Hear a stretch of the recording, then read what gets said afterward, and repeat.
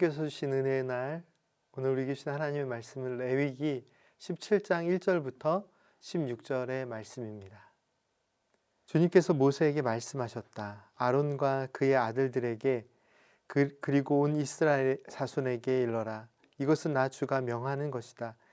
이스라엘 집안에 속한 사람은 누구든지 소나 양이나 염소를 잡을 때에는 진 안에서 잡든지 진 바깥에서 잡든지 그것을 회막 어기로 가져와서 주의 성막 앞에서 주에게 제물로 바쳐야만 한다.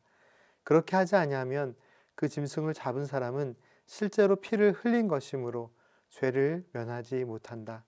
그런 사람은 백성 가운데서 끊어져야 한다. 그렇기 때문에 이스라엘 자손은 들판에서 죽이려고 한 짐승을 주에게 가져와야만 한다. 그들은 그 짐승을 회막 어귀의 제사장에게로 끌고 가서 주에게 바치는 화목 제물로 그 짐승을 죽여야 한다. 그러면 제사장은 그 피를 회막 어귀에서 주의 제단 쪽으로 뿌린다. 기름기는 불살라서 그 향기로 주를 기쁘게 하여야 한다. 백성은 더 이상 그들이 잡은 짐승을 숫, 염소, 귀신들에게 제물로 바치는 음행을 저질러서는 안 된다. 이것은 그들이 대대로 영원히 지켜야 할 규례이다. 너는 또 그들에게 다음과 같이 일러라. 이스라엘 집안에 속한 사람이나 그들과 함께 사는 외국 사람이 번제물이나 어떤 희생제물을 잡고자 할 때에는 그 짐승을 회막 어기로 끌고 가서 주에게 제물로 바쳐야만 한다. 그렇게 하지 않을 때에는 그런 사람은 백성에게서 끊어진다. 이스라엘 집안에 속한 사람이나 또는 그들과 함께 사는 외국 사람이 어떤 피든지 피를 먹으면 나 주는 그 피를 먹은 사람을 그대로 두지 않겠다. 나는 그를 백성에게서 끊어 버리고야 말겠다. 생물의 생명이 바로 그 피 속에 있기 때문이다. 피는 너희 자신의 죄를 속하는 제물로 삼아 제단에 바치라고 너희에게 준 것이다. 피가 바로 생명을 지니고 있기 때문에 죄를 속하는 것이다. 그러므로 나 주가 이스라엘 자손에게 이미 말한 바와 같이 너희 가운데 어느 누구도 피를 먹어서는 안 된다. 그뿐만 아니라 너희와 함께 살고 있는 어떤 외국 사람도 피를 먹어서는 안 된다.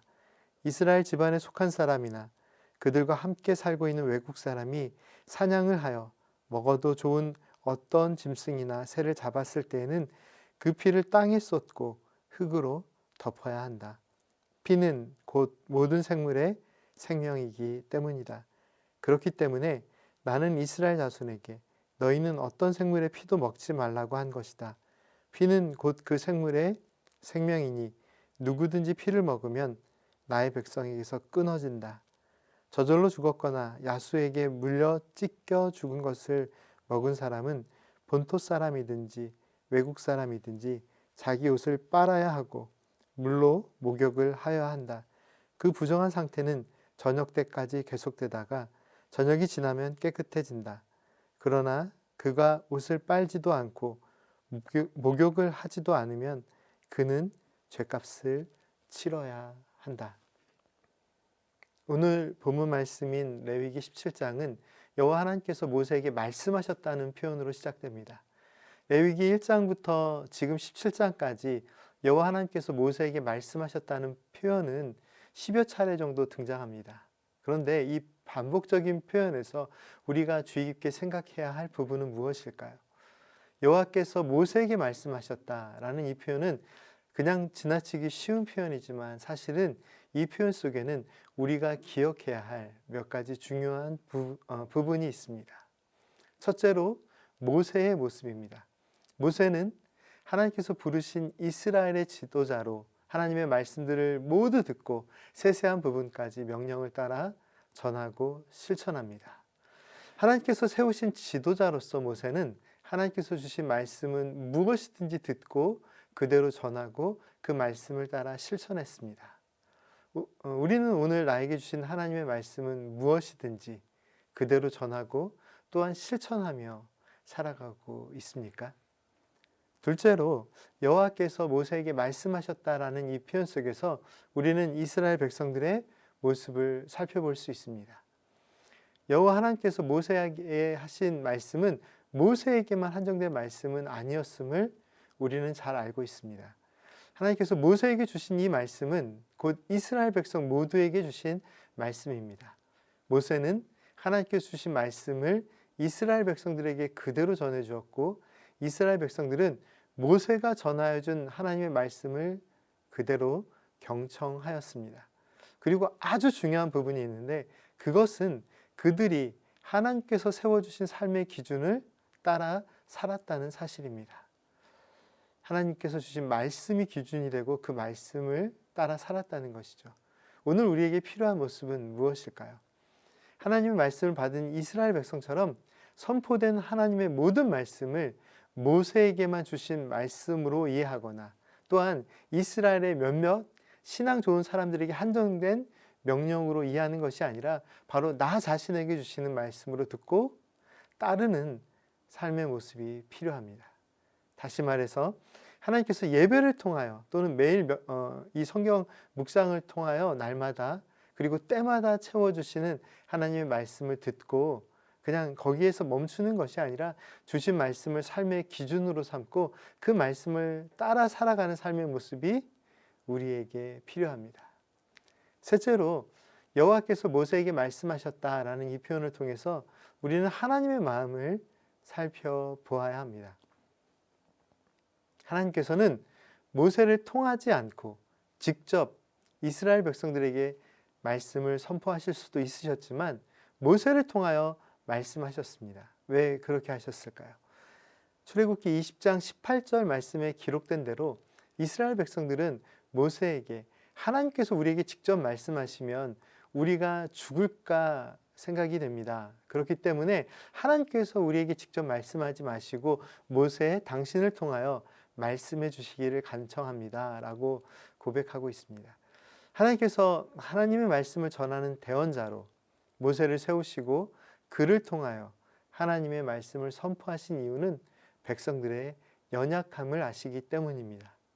하나님의 사랑이 약하고 또 제한적이어서 모세를 통해서야만 말씀하실 수 있으셨던 것이 아니라 그 말씀을 듣는 이스라엘 백성들이 늘 죄의 문제로 넘어지기 쉽고 불순종의 삶을 살기 쉬운 존재였기 때문에 여호와 하나님께서는 모세에게 말씀하셨습니다. 그리고 이 표현 속에서도 우리는 백성들을 향한 하나님의 사랑의 마음을 확인할 수 있습니다. 이제 우리 함께 오늘 본문 말씀인 레위기 17장의 내용에 대해서 간략하게 살펴보겠습니다. 레위기 17장은 모두 4가지 법에 대해 설명하고 있습니다. 서론에 해당되는 1절과 2절 말씀에 이어서 3절부터 9절까지는 제물을 드리는 규례에 대해서 설명하고 있는데, 즉 희생 제물을 도살하는 것에 관한 설명입니다. 먼저 제물을 잡을 때 임의로 아무 곳에서나 잡지 않고 회막 어기로 가지고 가서 성막 앞에서 제물로 바쳐야 함을 가르쳐 주십니다. 그리고 제물이 될 그 동물을 제사장은 또 어떻게 처리해야 하는지를 오늘 본문 말씀은 설명하고 있습니다.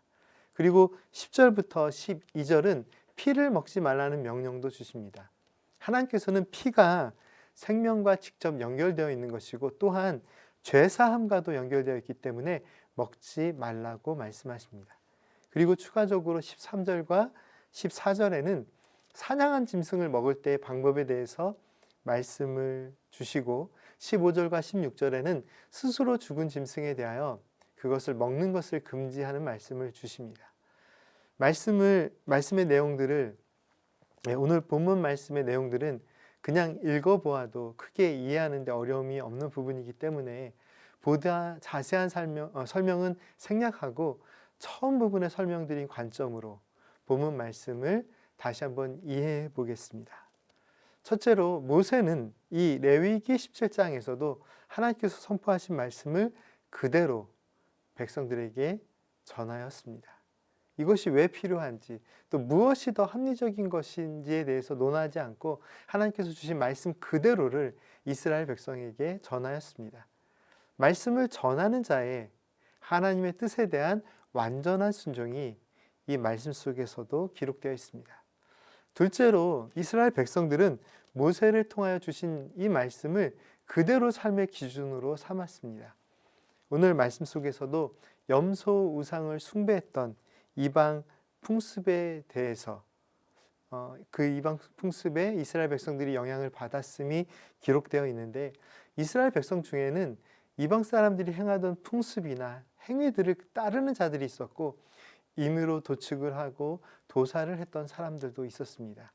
하지만 하나님께서는 백성들이 드리는 제물, 즉 소나 양이나 염소를 회막문으로 끌고 와서 여호와 하나님께 드려야 한다고 말씀하십니다.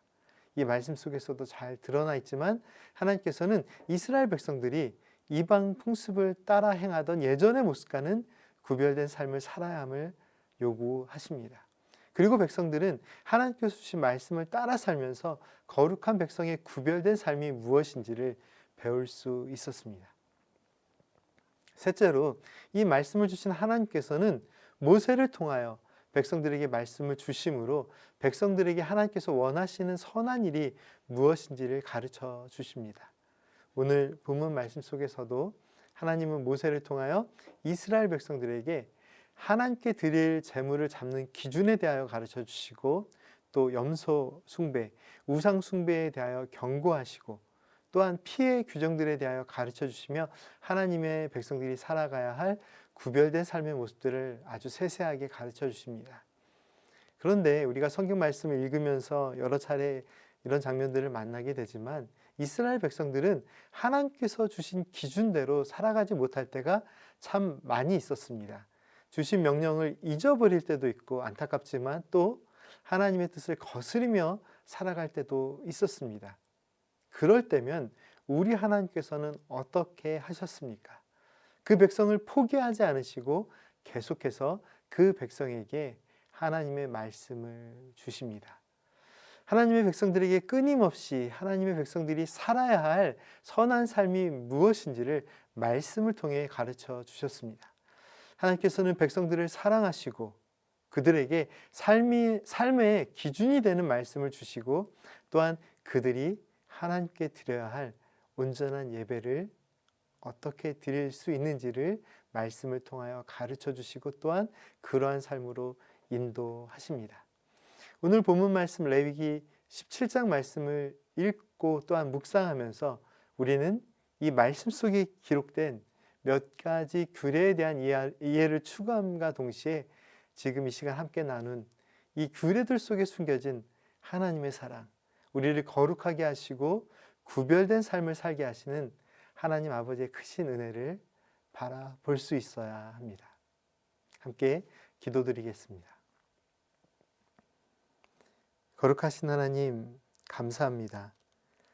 하나님께서 주신 말씀을 우리가 듣고 배우며 어떠한 규례들에 대해서 깊게 생각하고 또한 배워야 하겠지만, 그 규례들을 주신 하나님의 깊은 뜻을 깨달아 알게 하옵소서. 날마다 우리의 삶 가운데 살아계셔서 말씀하시는 하나님의 말씀 앞에 순종하고 그 말씀을 듣고 그 말씀을 따라서 살아가는, 또 그 말씀이 저희들의 삶의 기준이 되어서 그 삶의 기준을 따라 살아가는 저희들의 삶이 되게 하여 주옵소서. 오늘도 저희들의 삶 가운데 말씀하시는 하나님의 은혜에 감사드리며 예수님의 이름으로 기도드립니다. 아멘.